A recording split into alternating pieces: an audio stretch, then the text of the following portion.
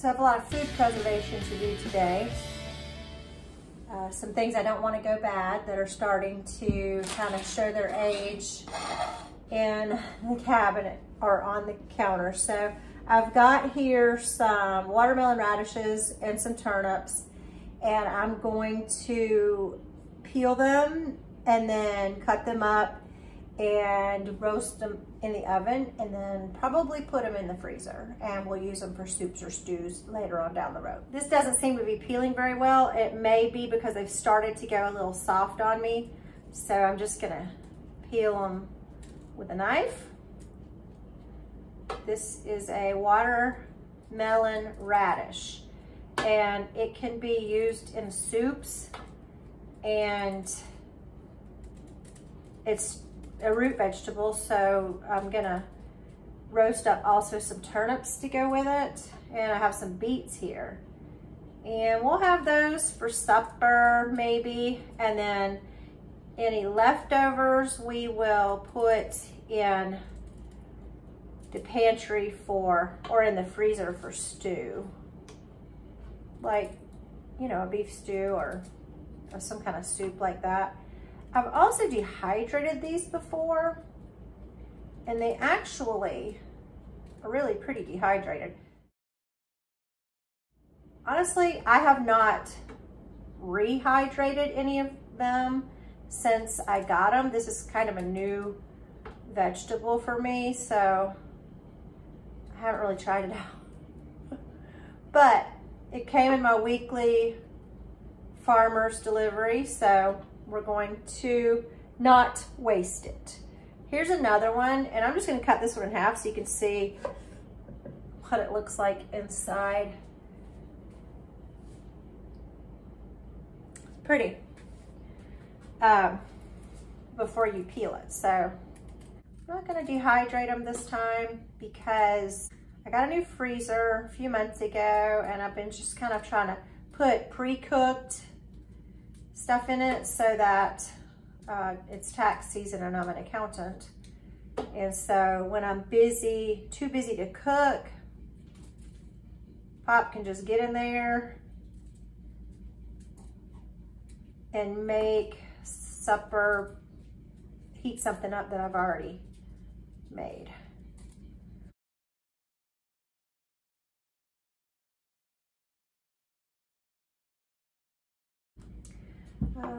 Let's see.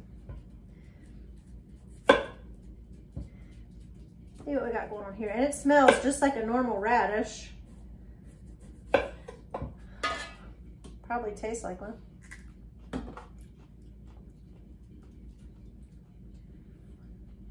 Yeah, tastes like a radish, just like a regular radish. So what I'll do probably tonight is I've got some mashed potatoes left over from a meal family night that we did earlier this week, and I could roast these vegetables up and pair that with some chicken for supper.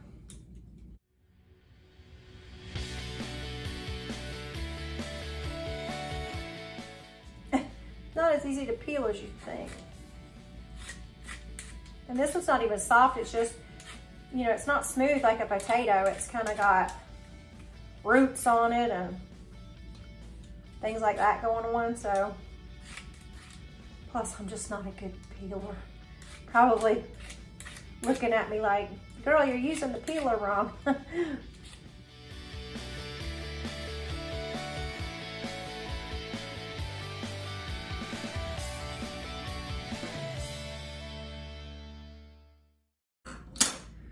I got some growth here and here.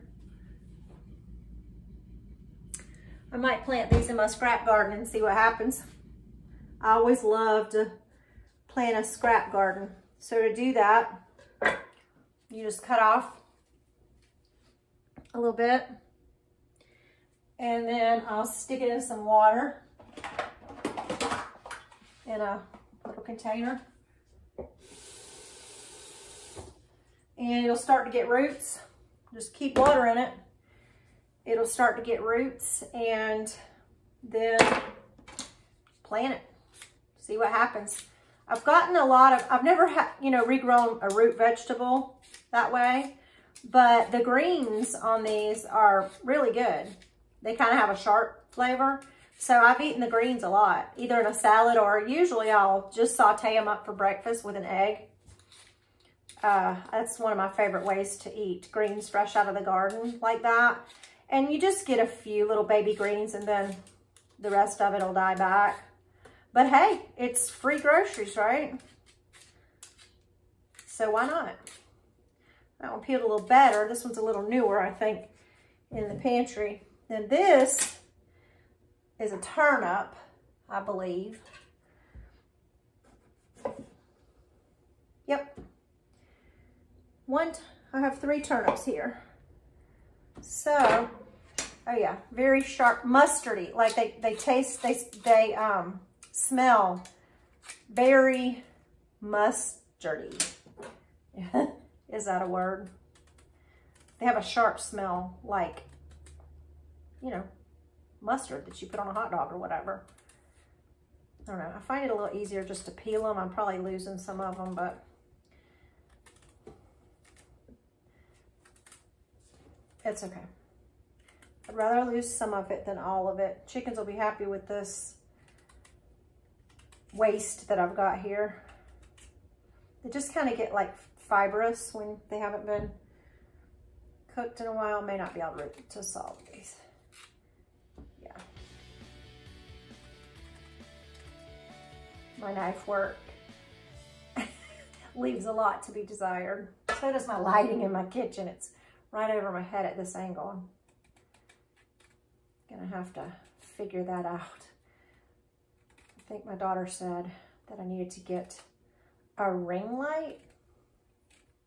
Haven't looked that up yet, so I don't know. Anyway, I haven't seen anybody can these, which is my go-to way, but I have roasted them before and they're really good roasted, so that's what I'm gonna do with these.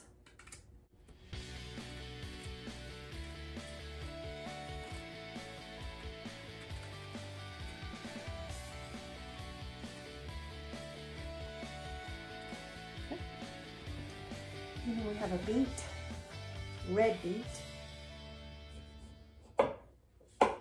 It is also starting to sprout, a little green. I'll put it in there and it's gonna turn that water purple, but that's fine too.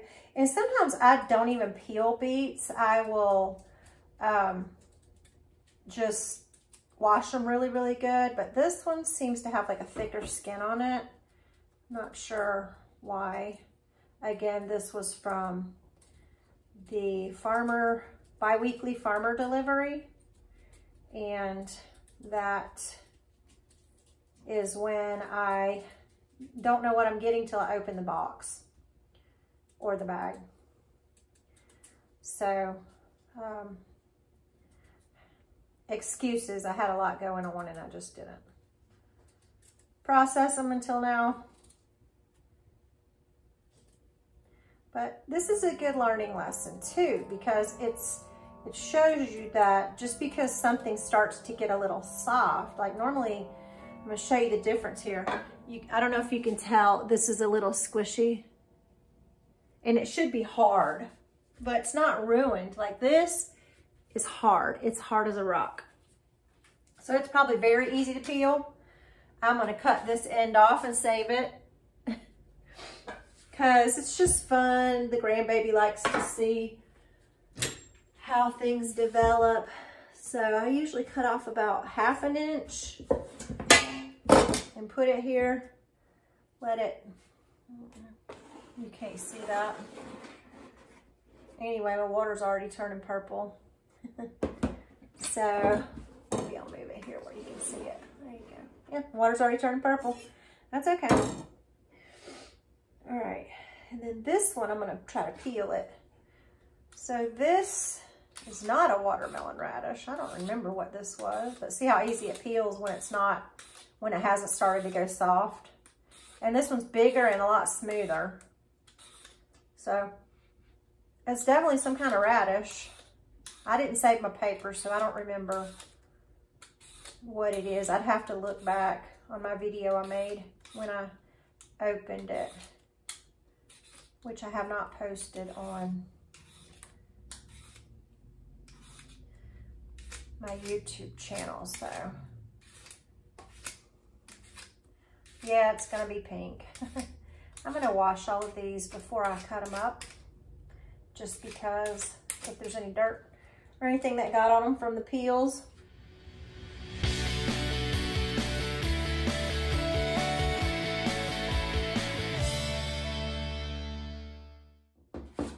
So that's for the chickens. So I go about 1 inch cubes. Seems to be a good bite size, and we want them all uniformly cooked. So it's not precise. I know you're looking at this like those are not an inch. But they'll be fine. Yeah, they're a big inch.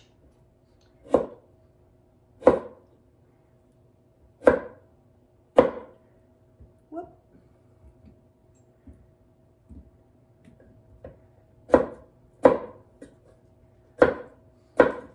I'm gonna go ahead and heat my oven up to 350.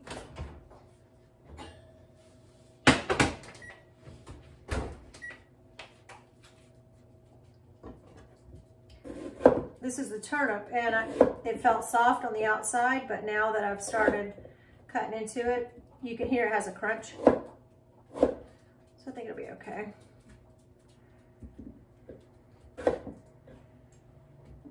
They're all gonna have pink on them. If I didn't want the pink on them, I would just obviously keep that beets out of there and then roast them without that, but I don't mind if they're pink.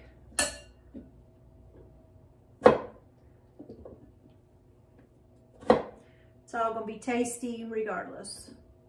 I don't know how I was choosing my sizes here, saying an inch. Those are awfully giant inches there. Okay. The key is you just want them pretty much the same size, because otherwise one will get way too mushy and the other one will be, you know, raw. And these are already pink, so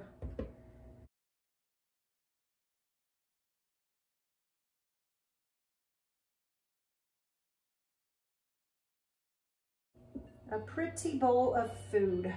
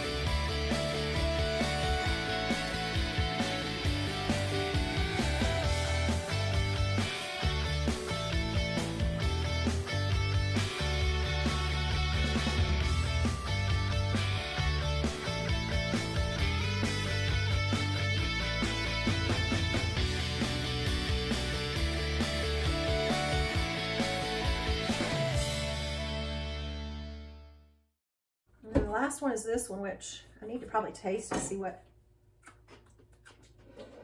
Oh, that's sweet. That's good. That would be good on a salad or in tuna fish. Yum. I don't know if I want to roast that.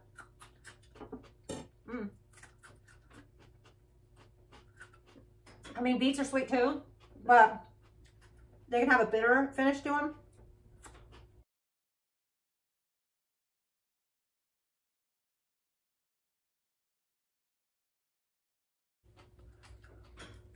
by far my favorite.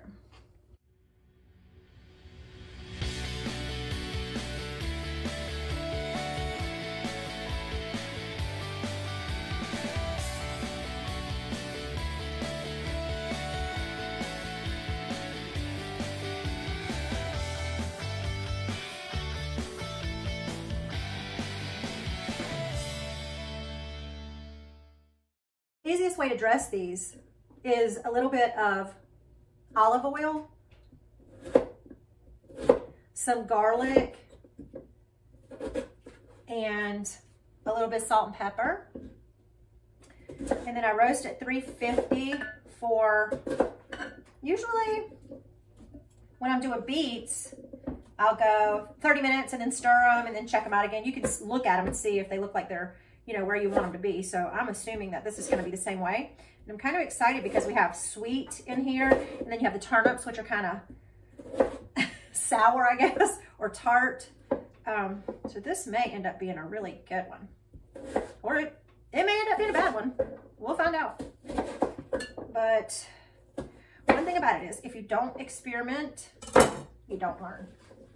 And this is going to be too much, I think, for this bowl. So I might just put this, I might put this on a cookie sheet because it'll cook a little faster that way, and they'll be spread out in an even layer. So pretty much my tutorial video is going to be a little bit of a, this is just how it is in the kitchen kind of a day. I don't know. It's a real kitchen. You girls know how it goes.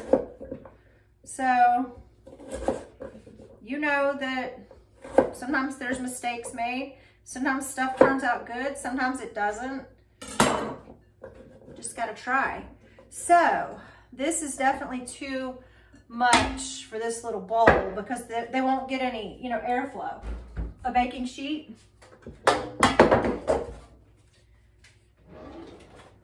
And I bought pre-cut parchment paper because it makes life so much easier, and I just like easy. So what I'm gonna do is spread this out on the cookie sheet so I can smell the turnips. Isn't that beautiful? This tray is just gorgeous. Wow. Impressive. I'm going to cut some of these up that are a little bigger than I want. One, we want a bite, a small bite, you know. And two, we want them to cook as evenly as possible. So we don't want any gigantic pieces here where other pieces are not gigantic. So spread them in one even layer. That's going to make them a lot quicker to cook. We're going to salt.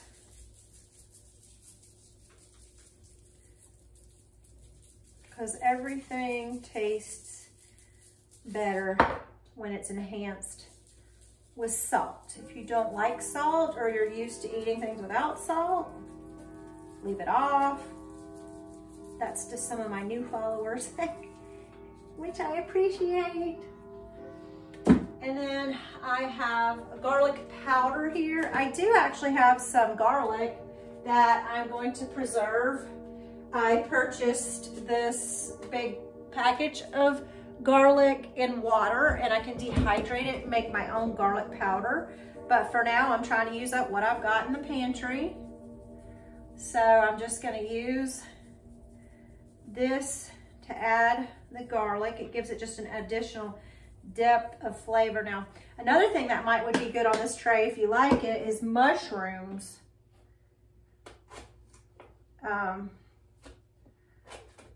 But that's a texture thing, so not everybody does. Yeah, I'm still cutting things up here. All right, and then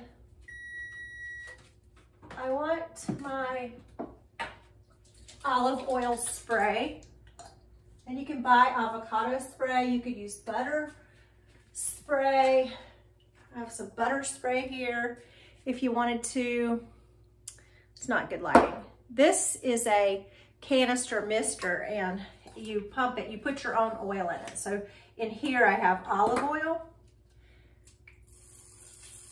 and it just turns it into a spray, which you could drizzle this, and I have done before, drizzled it on and then tossed it in a bowl, but as you can see, this turned out to be a lot more than I thought I had here. So definitely some of this is gonna go in the freezer if we like it.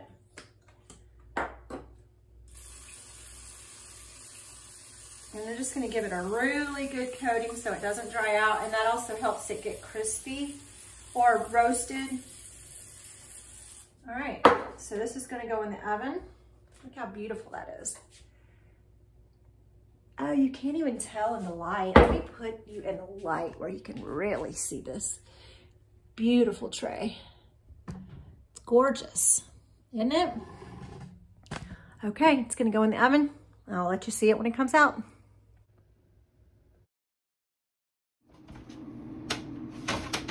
So you can see the steam coming off of it. Oh, and it looks like it's doing good. Yeah, everything's starting to get done. I don't really need to turn them, I don't think, but they're not sticking, so that's a good sign. But they are definitely not done. They smell delicious though. I'm gonna flatten that back out. And I'm gonna put them in for another, I'm gonna go 20 minutes this time. All right, 20 minutes is up. We're gonna check them again. Starting to dry out a little bit. Still a little crunchy. Oh, that was my timer. A little crunchy. Some of them, they're starting to get tender, but they're drying out. So what I will do is we're gonna put them back in. I'm gonna spray them. This time with the butter spray.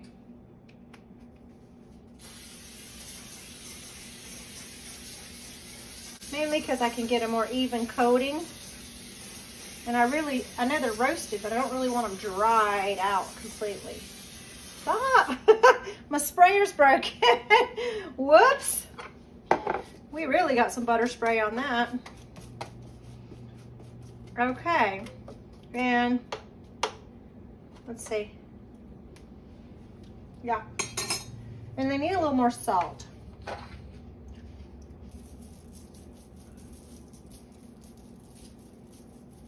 So root vegetables are like, you know, potatoes. They generally need a little more salt, but I didn't want to over salt them the first time. So, all right, back in the oven they go.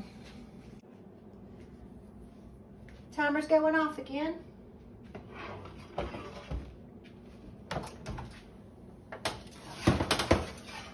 Oh yeah, they look much better now. Yeah, that's nice. They're getting nice and brown. All right, so this was 30 minutes and then another 20 minutes, so 50 minutes at 350, and then I put it to 375 for 20 minutes, and they're all almost completely done. So since I'm gonna freeze them, I'm gonna go ahead and freeze them at this level because I do not want them to overcook now and become super mushy. So I'm gonna take them out of the oven and let them cool down, and then I will freeze most of them. I will keep some out for supper, you know, enough for 2 servings, and the rest of them will go in the freezer. And I can tell you right now, I tasted them, so I knew how done they were. They're very good. The sweet of all of it. It's just good. The turnips are not sweet, but everything else is kind of sweet, kind of has a sweet flavor, but with the salt and the garlic, we got a little bit of browning on here. And I think I'm gonna leave it at that because I just don't want to overcook it to put it in the freezer, because then when I take it back out to cook it for supper one day, it'll be way too done. So some pieces like this are a little crunchier because they're bigger, as I didn't cut them up the right size. And like this, but they'll finish up when they're heated up again.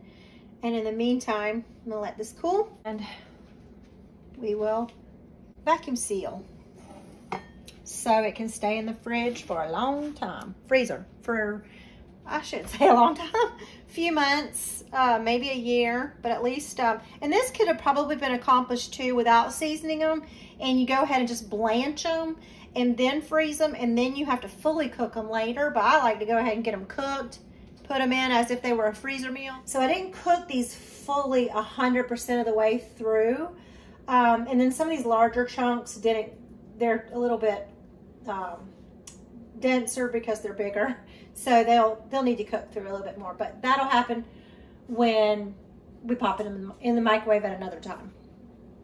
So once these are cool, I'll bring you back for vacuum sealing. So this has had an opportunity to cool, and I'm just going to put some in a baggie.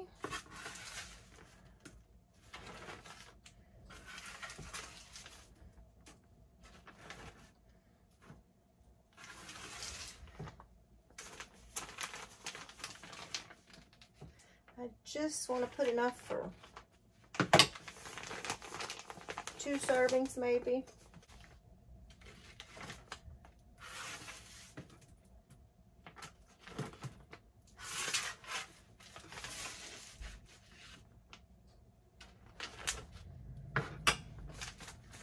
Well, that looks like about the right amount.